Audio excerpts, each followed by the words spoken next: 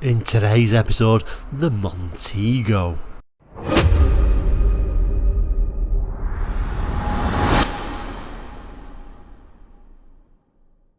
Hello and welcome back to Quarterlight, your car brochure channel. Now on today's episode, like we say, we're going to look at the Montego in this full range brochure. So we've been having a look at this full range brochure, already looked at the 800, already looked at the Rover 200, we're now up to the Montego at a time when things have been streamlined a bit. No longer Austin Rover, now all headed under the Rover badge, although you certainly won't see the Rover badge on the Montego, but let's throw that brochure up now. So here is the brochure. June, July, August 1989 is the date. Like I say, at the time when we rebranded just to being the Rover group. Showing on there the Rover 800 Vitesse, a car we've already looked at. And like I say, we've looked at the Rover 800s, we've looked at the Rover 200s. I'll do a link at the end if you missed those cars.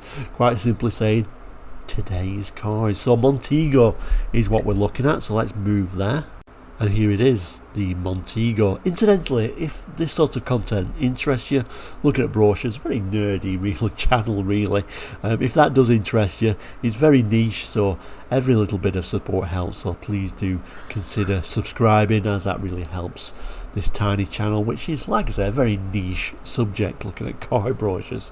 On this main section here, quite simply say Montego, sporting, powerful, highly appointed. The Montego, designed for the driver who demands more. Showing here the Montego 2-litre GTI, interesting model there, and the estate version. So yeah, huge range of Montegos at this time, so I have to get on with it. I want to show you one more thing first before I get to the range though. There we go, the Montego badge. So the Montego has become a brand upon itself, no longer the Austin Montego, which I think is a sad thing. The badge itself, like I said, does say Montego, although you could argue it's almost like a stylised Rover longship. Kind of, is that what they were going for? I don't know, but like I say, you won't see any Rover badges on these, but later on we will get to the MG versions, so we will see MG badges later. Anyway, let's see how the range starts. So here it goes then. So we start with a 1.6, not even an L, and then on this page it's also talking about the 1.6L and the 2-litre L. Looks pretty fantastic actually for a base model, although the image is actually of the 2-litre L. They've not bothered to show us a picture of that very lowly 1.6, which I presume was for company car, you know, get on the company car quite low down but get a reasonably sized car. Incidentally, I always quite like the Montego, and later Montegos actually turned into pretty good cars, although when we got into the 90s it was almost like a forgotten about car, but that was sad because it actually came to being quite a good car, but the reputation I think really harmed it. Anyway, the range for Montegos, like I say, is huge at this time. I was surprised how big the range is, particularly when you add the MG versions in there. So I'm not going to read everything today because I think the program would go to maybe an hour long, but we'll certainly pick some key points out and we'll look at the images. So it starts with the Montego 1.6, not even the L. I'm going to read this out because really I'm always quite fascinated with base model cars. The cars that you saw everywhere you wouldn't have noticed, but now you think, oh, this is really unusual. It started saying the Montego 1.6, long, sleek looks, inside seats that feel as good as they look, sporting and snug on tight corners, comfortable over the long motorway miles, fully trimmed with stylish too, with the latest crayons seat facings and front head restraints. Actually, they weren't that basic, even the base model really. Make yourself comfortable at the sporty 3-spoke steering wheel, it tells us. And then rather nicely actually shows an image of that 3-spoke steering wheel. I always thought the interiors were a little bit low quality, and I guess if I just move the camera down, that's sort of the crayons seat facings, I guess. It goes on to tell us there's a 3-band stereo radio stereo cassette player giving you sound, or great sound through the twin door mounted speakers, Goes on to tell us we get a standard 5-speed gearbox, which is nice, but you would kind of like expect that at this time, telling us it gives quiet, relaxing cruising over long distances. And then it goes on to say, of course you may settle only for the Montego 1.6L or the equally tax efficient and more powerful 2-litre L. They're undeniably sporty, with two-tone paint, a no-cost option, and low-profile 185/65 tyres, luxurious from the first glance, it tells us, with a screened glass sunroof, bronze-tinted glass, and a subtle windscreen shade band. Slip into the sport-style driver's seat with its smart zenith facings. So this must be the nicer seat facing of the L version, the zenith seat facings. So it tells us the 2-litre goes from 0 to 60 in 9.8 seconds, ventilated front disc brakes, accompanying the extra power. Yet with both engines delivering over 50 miles per gallon at a constant 56 miles per hour. You'll be making the right decision each way, apparently. Or rather, either way, I should say. Little tiny image. Is that the speaker it's trying to show? A very bizarre little image though. And then the main image, a 2-litre L, which actually, consider it's only the L spec vehicle, looks quite nice, I think. I don't know what you think about it, particularly in red. I don't think it looks too bad as an L trim vehicle, but we can move up the range. Moving up the range for the Montego meant moving up to the SL trim level, so a 1.6 SL and a 2-litre SL are on offer. I just quite like the white ones actually, the two-tone white. And then we've got these nice images to have a look at the seat facings, but we'll read some of the text first. So it first starts telling you about, the 1.6 SL and 2-litre SL being prestigious style that will take you anywhere. And then goes on to tell us they feel as sporty as they look, with standard power assisted steering, nice, giving you a swift positive response and lively performance from the 1.6 and 2-litre engines. Whether you prefer the standard 5-speed gearbox or choose the optional automatic, that is weird, the automatic choice on the SL, so I'll just come back to that in a moment, but I don't think I've seen this very often, but like I said, just give me a moment to come back to that. It says inside, the atmosphere of quality will impress the most discerning. Elegantly trimmed doors with styled front armrests, beautifully shaped seats contoured for superb long distance comfort, and with adjustable lumbar support for the driver and front seat passenger.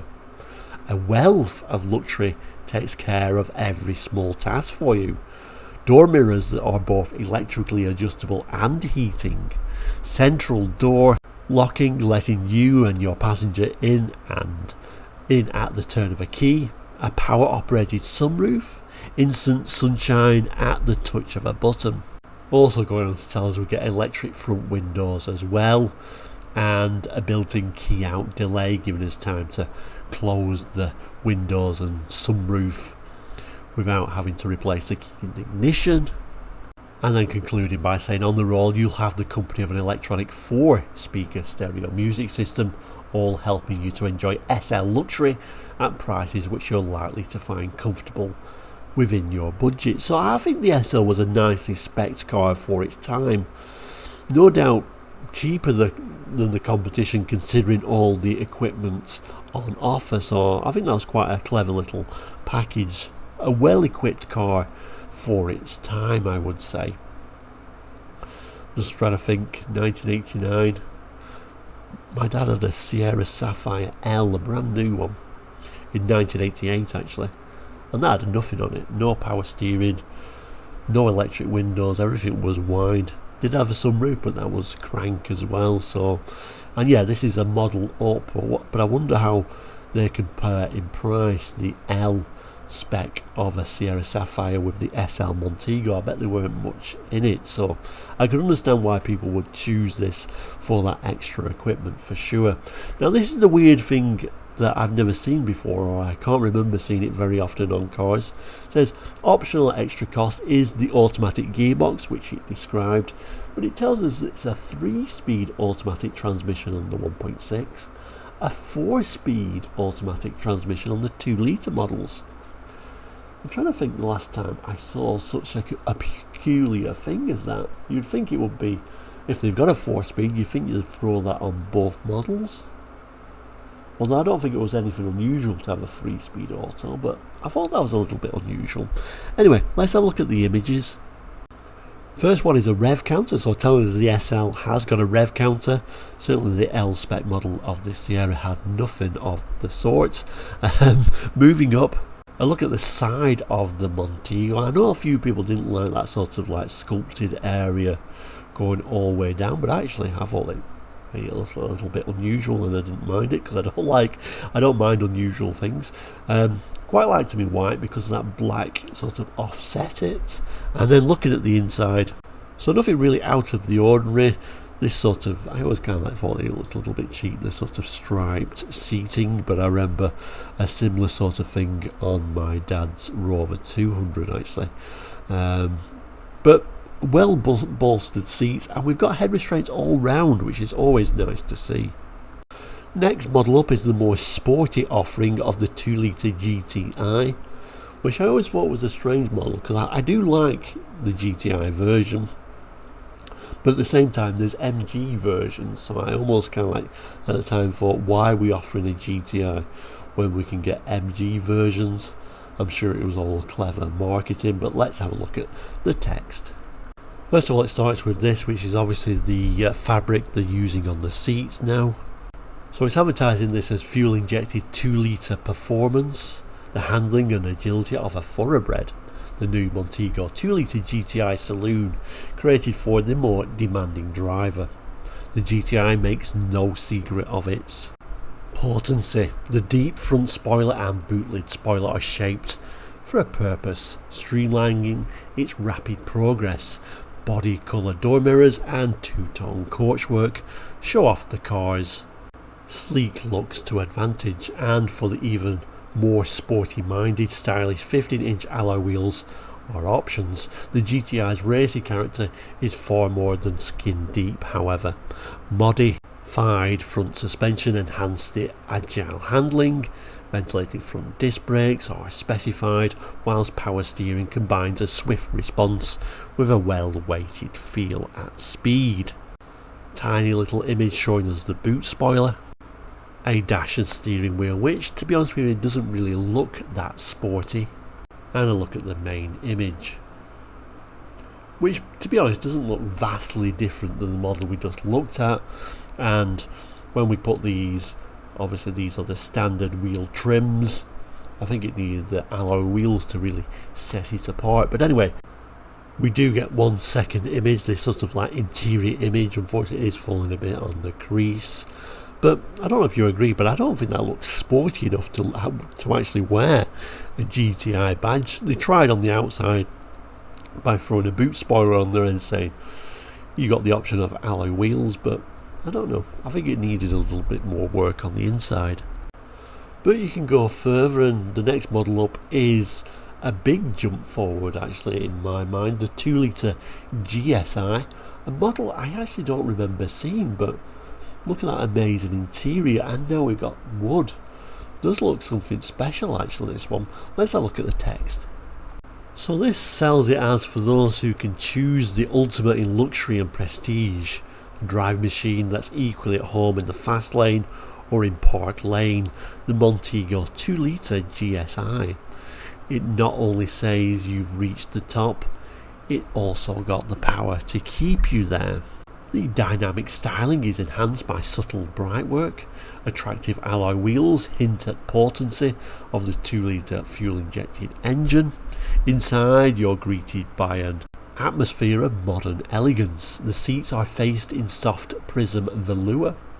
Traditional wood veneer graces the stylish trim doors, and for those who require still more luxury, the Executive Pack is available exclusively on the 2-litre GSI Saloon, featuring sumptuous ruched leather seat facings and top-level in-car entertainment from a music system with Dolby Music Search and Chrome metal tape facilities among its many advanced features. You'll find that almost everything happens at a mere touch of the button. Electric windows are fitted front and rear, and the sunroof too is electronically controlled. You'll also get the keenest pleasure from the fuel injected 2-litre engine. And then we've got that 5-speed gearbox or the 4-speed auto. Either way, you'll find the GSI long-legged cruising ability complemented by muscular sprinting power will keep you comfortably ahead of the crowd, apparently. So there is a look at it from the outside, and actually doesn't look anything that special from the outside. Maybe that's why I didn't really notice them. It's telling us that these are alloy wheels, but they certainly don't look like alloy wheels. I guess, I'm not sure, you tell me. But we're not even, by the looks of it, got colour coordinated door mirrors either. So that's a little bit of an unusual model for sure. But on the inside, we do get this little bit of a wood on there, and then the main picture is the 2-litre GSI with that executive pack. So rather than the velour seats you would get on the standard GSI, you get these leather seats on the executive model. Looks like we've also optioned this one with the 4-speed auto. Dash still doesn't look anything special really, and I'm sure it's got the same quality issues on, but it lifts it with this little bit of wood on the doors. But not only that, we can get diesels as well. So this is the 2-litre DL Turbo and the 2-litre DSL Turbo. I'm not going to spend too much time on this page, but let's certainly pick a few key points.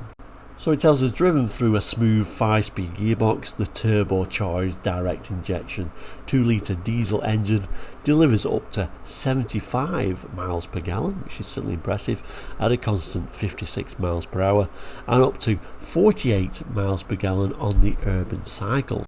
It goes on to tell us economy, which no rival can surpass, which is surprising. And then the rest of the text is talking about the spec levels, but it's comparative with the L spec model and the SL spec model. Just these are diesel powered, and then we've got various images which nothing really is showing us too much more. The one thing about the diesels, I remember looking at, and this is what I was at the time, a diesel Montego, I think it was a Countryman estate, but then checking the insurance grouping up, and the insurance group at the time was ridiculously high, so I didn't particularly need a diesel, so I walked away when I saw the insurance grouping. But nevertheless, look at them fuel efficient, the fuel economy figures. Certainly if you was doing a lot of miles, that seems like a cheap way to do it. And then rather nicely that leads us to the estates, and no doubt for me personally, I did prefer the overall look of the estate models. I think they just sort of suited and looked like there was always meant to be an estate model, where some cars, of course, you get the saloon models and the estate looks a little bit oddball, but these always look so right to be an estate car. I'm not going to spend too much time on the notes. I'll pick a few points out, but then we'll come back to the images. So obviously it's a lot of waffle, but then it tells us from the affordable Montego 1.6, so that super basic model you can get as an estate, to the opulent 2-litre GSI as an estate. Something that 2-litre GSI estate would be an interesting model, although remember we couldn't get the executive pack for the estate version. And then it starts talking about some of the spec levels, but it's comparative with the spec levels of the saloon, to be honest with you. But obviously the difference is the room in the back. So it says, but some of the best things about the Montego estates come right at the back. On every estate, you've got a simply vast load space and the rear seat down, over 57 cubic feet, and a convenient low loading sill. For the times when you need to swap around passenger space and luggage space, there's a 60-40 split rear seat, standard on every model. You also get, again at no extra cost, an aerodynamic integrated roof rack with the cross rails off. Its smooth shape minimises wind noise. Clip on the roof rails and you've got a maximum 220 pound carrying capacity. So yeah, I like the roof rails on them, and interestingly that's a no cost option, because certainly for things like Fords that would have been like your super top of the range model to get some kind of integrated roof rack, I think. Goes on to tell us if you frequently go in for towing or heavy loads, then you'll probably find the self-leveling rear suspension is ideal for you. So that is an extra cost option on all Montego estates. I just thought the most versatile and best vehicles as an estate was the Citroens with those pneumatic suspension systems. I always thought they were good for estates, but looks like we can get some form of self-leveling at an extra cost if we want. It then goes on to tell us, whilst for families which keep on growing, the occasional rear-facing child seat is a real boon. Standard on the 2-litre GSI and optional from L models upwards, it folds up from the rear floor when you need it and tucks neatly away when you don't. I suppose the problem with this, it's kind of like telling you that it's an occasional rear-facing child seat, but also saying this is for the ever-growing family. So what we're going to do? Leave one of the kids at home if it's just occasional? And certainly them rear seats were a bit ridiculous, and thankfully we don't get anything like that now. But let's have a look at some of the images. So there we go. Obviously this is going to be estates, it's going to be a lot of like how much space is inside. So looks like we've got the seats up on that picture by the looks of it, and then using that 60-40 split facility, looks like we've got the 60 down on there, and then all the seats down, and looks like the image is going to be of that top of the range GSI. We can just about glimpse some of the wood on those rear doors there. And then the main image, and yeah, like I say, I think it looks really good. I like the roof bars on there, they do look good, and this model is rather nicely going to show us that child seat in the back.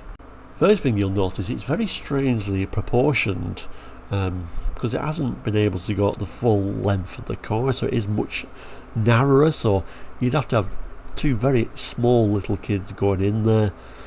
I can't imagine there's very much, well, it doesn't look like there's very much room to actually get in there, so I can't imagine even for a small child it's particularly comfortable. And of course you've got the safety implications of it, you know, facing the wrong way as well. But yeah, you always got that strange image as you was driving up to the back of one of these and the kids were facing you. It was a little bit off-putting in some ways, but like I say, it's a thing of its time, and thankfully that time has gone. But still an interesting little thing, and certainly for car shows and that, it'd be interesting just to lift that up and let people have a look inside. So we do get a few little extra images for the estate. So this one unfortunately does fall heavily on the crease, but it's actually showing us the very base model, so the 1.6, not even an L estate, and for a base model I don't think that looks too bad. The 2-litre GTI estate, and finally we can now see these optional alloy wheels, and I actually really like these particular alloy wheels. And then we do get a little bit of a peek on the inside of the top of the range GSI estate. Anyway, moving on to what is probably the more interesting or most interesting versions of these Montego, the MG badged versions, both as a 2-litre, and there's another one as a 2-litre turbo.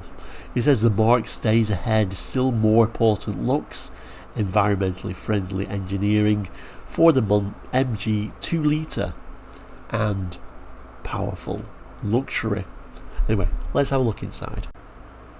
So yeah, like I say, two models, the 2-litre injection and 2-litre turbo models.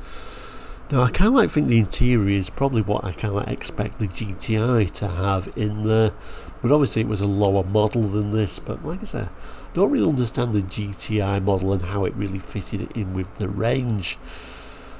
The model you wanted, of course, if you wanted something more sporty, was the MG badge ones, and it looked good with an MG badge on there, I always thought. Anyway, let's see how it advertises it. The new MGs, the marque evolves a stage further.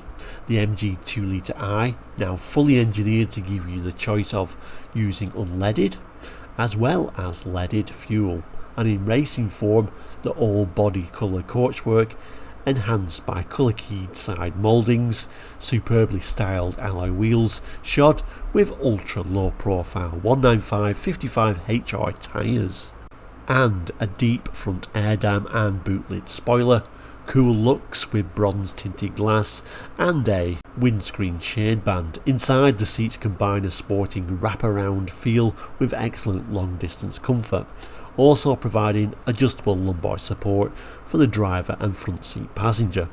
You'll have a wealth of luxury, from the power sunroof to the 6-speaker stereo music system, grip the leather bound steering wheel and start up the fuel injected 2-litre engine, and you'll discover some further interesting developments. The finely honed tautness of the uprated sport suspension responds as you enter a bend. Power assisted steering, carefully weighted for a positive feel, gives the car more swift agility than ever. You find yourself appreciating the judicious choice of engineering refinement.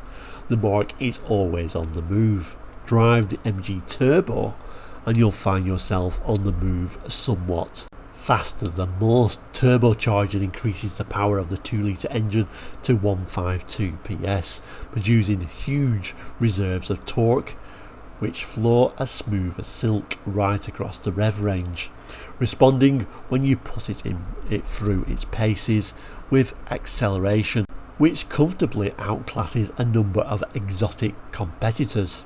MG Turbo drivers will approve of the new looks and the well-equipped, elegant rear-styled interior. The performance, you'll be glad to hear, remains unchanged, with a top speed of 126 mph and a 0-60 time of 7.3 seconds. Few others can compete, so yeah, pretty good figures there for this time period from what is a Montego. So the seats straight away look more sporty. They've got a bit of red in there. Of course, we all know red means sporty. The red MG badge in the centre of the steering wheel. It looks like we've got red stitched leather steering wheel as well. Red stitching is what I'm trying to say. A little bit of red on the door cards as well. Even the gear lever has got the numbers in red. Look at the alloy wheel. I do approve of this, although I'm sure it wasn't the best one to clean, but I think it looks really good. Unfortunately, again, this is falling on the crease quite heavily, but nice to see it in black because it really shows off those red inserts, and all Ford lovers will know red inserts of course means sporty, and I quite approve of the red MG badge. I quite like it on there. And then finally we get to a page entitled Montego Exclusive Body Styling. It tells us, take a fast, sleek sports car and make the message still powerful. Montego exclusive body styling, head-turning looks that demand attention, created for all saloons from the 1.6 to the 2-litre MG Turbo at a remarkably reasonable price. Essentially bits we can stick on our Montego, so we can get integral front air dam bumper assembly with optional auxiliary lamps. We get a sports grille, integrated body side skirts, rear skirt bumper assembly, a boot spoiler and an extended chrome exhaust.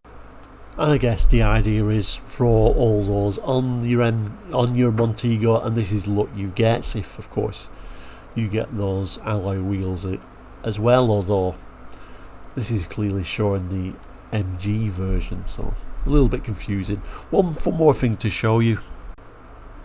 Nice little chart there showing you the vast array of engine choices from your lowly 1.6 with what looks like 86 PS, moving all the way down to the MG Turbo with the 2-litre 152 PS. So just shows you what a huge range of cars Montego had at the time. I kind of forgot that the range was actually so vast. So there you go, the Montegos of 1989 we got rid of the name Austin Montego and came up with the name Montego and MG Montego. Let me know what you think of the Montegos, no matter what age range we're talking about. If you've got memories or experience with the Montego, let me know how you got on. In some ways I always thought they're actually quite an attractive looking car, with unfortunately got a bad reputation at the start. The old story really with the British Leyland plug hole of doom. We're still getting it with the rebranding of calling everything Rover, or under the Rover umbrella. But thank you so much for watching today.